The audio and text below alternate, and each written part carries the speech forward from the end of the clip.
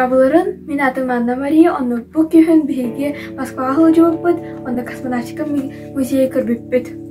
Биһиги албах экспонаттары көрбүппүт, холобура, скафандрдар, спутник макеттара, белка-стрелка чучалара. Онна биһиха аудиогид барыта. Биһиги экспонатка чугахыбыт, онна аудиогид биһиха капсир экспонат тухунан. Биһиги космонавтика тухунан албах саганы биллибит. Онна биһиги сынабытыгар Россия, онна Советский Союз космонавтика сайдытыгар албах клаталар буттара. Мен атым Юра. Атын Юра Гагарин курдук. Юра Гагарин forever.